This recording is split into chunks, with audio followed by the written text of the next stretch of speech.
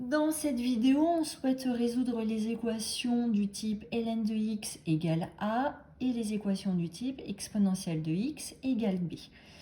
Pour résoudre ces équations, on va s'appuyer sur la propriété suivante qui nous dit que pour tout réel a et b strictement positif, ln de a est égal à ln de b est équivalent à a égale b. On va d'abord très rapidement justifier et rappeler cette propriété-là. Donc on avait vu que ln de a est égal à ln de b, c'est équivalent à dire que exponentielle de ln de a est égal à exponentielle de ln de b. Or, exponentielle de ln de a, c'est égal à a. Et exponentielle de ln de b, c'est égal à b. Donc quand on travaille avec un a strictement positif et un b strictement positif, dire que ln de a est égal à ln de b, c'est équivalent à a égale b. On va s'appuyer sur ce principe, cette propriété, pour résoudre des équations. Donc, première équation toute simple, si on me dit ln de x est égal à ln de 3, donc d'abord, je cherche un x qui est strictement positif, sinon ln de x n'existe pas. Et d'après ma propriété, ça revient à dire que x égale 3, 3 étant bien strictement positif, mon équation elle a une unique solution qui sera 3. De même, si on me demande de résoudre ln de x égale ln de 1, ça revient à dire que x est égal à 1, toujours d'après cette propriété. 1 étant strictement positif, ça peut bien être une solution de mon équation. Et donc mon équation a une unique solution qui est 1. Maintenant, si on me demande de résoudre ln de x égale 7. Alors là, ce qui m'embête, c'est que j'ai bien le membre de gauche qui convient, ln de x, donc il est bien de la forme ln de a. Par contre, ici, j'ai 7 et j'aurais bien aimé que ce nombre-là soit exprimé à l'aide de ln. Or, moi, je sais que 7, c'est la même chose que ln de exponentielle de 7. Donc, première chose, je vais écrire 7 à ln de ln. Donc 7, c'est ln de exponentielle de 7. Je me retrouve donc avec une équation du type ln de x est égal à ln de exponentielle de 7. Je sais que je recherche un nombre x qui doit être strictement positif.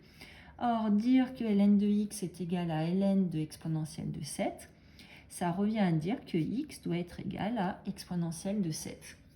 Est-ce que cette solution convient? Oui, elle convient puisque l'exponentielle de 7 est strictement positive. Donc mon équation a une unique solution. Si on me demande de résoudre ln de x égale moins 11, alors là, de nouveau, moins 11, j'aurais bien aimé qu'on l'exprime à l'aide de ln. Or, moins 11, c'est ln de exponentielle de moins 11. Donc finalement, on me demande de résoudre l'équation ln de x est égal à ln de exponentielle de moins 11. Donc ça revient à dire que x doit être égal à exponentielle de moins 11. Mon équation a donc bien une unique solution qui est exponentielle de moins 11. Je rappelle que exponentielle est strictement positive sur son domaine de définition qui est R. Si on me demande de résoudre ln de 2x égale 15, donc de même, je vais procéder de la même façon. Donc je vais commencer d'abord par dire que 15, c'est ln de exponentielle de 15. Autrement dit, résoudre ln de 2x égale ln de exponentielle de 15, ça revient à dire que 2x doit être égal à exponentielle de 15. Ce qui revient à dire que x doit être égal à exponentielle de 15 divisé par 2. Exponentielle de 15 est un nombre strictement positif divisé par un nombre qui est strictement positif. Mon équation, elle a bien une unique solution qui est exponentielle de 15 sur 2. Maintenant, si on me demande de résoudre une équation de la forme exponentielle de x égale moins 8. Alors, exponentielle, c'est un nombre qui est toujours strictement positif pour tout x appartenant à R. Or, ici, moins 8 est strictement négatif. Donc cette équation ne peut pas avoir de solution. Donc cette équation n'a pas de solution puisque exponentielle, c'est une fonction qui est strictement positive sur R. Si on me demande à présent de résoudre l'équation exponentielle de x égale par exemple 12.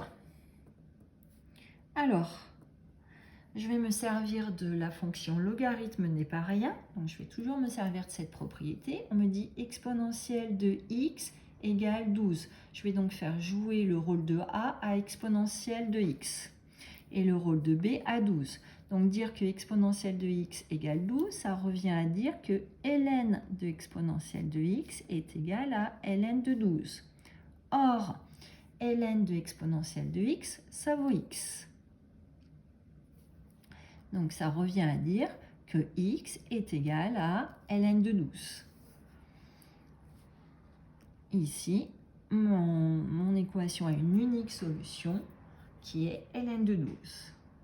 Dernier exemple, si on me demande de résoudre exponentielle de 3x égale 9. Là encore, je vais me servir de ln. Je sais que exponentielle, c'est une fonction qui est strictement positive. Donc, je peux lui appliquer ln.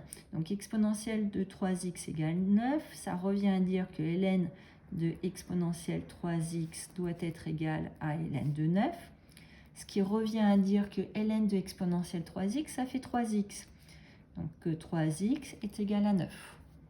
Maintenant, je vais tout diviser chaque membre de mon équation par, je vais diviser chaque membre de mon équation par 3, donc ça va être équivalent à x égale ln de 9 sur 3.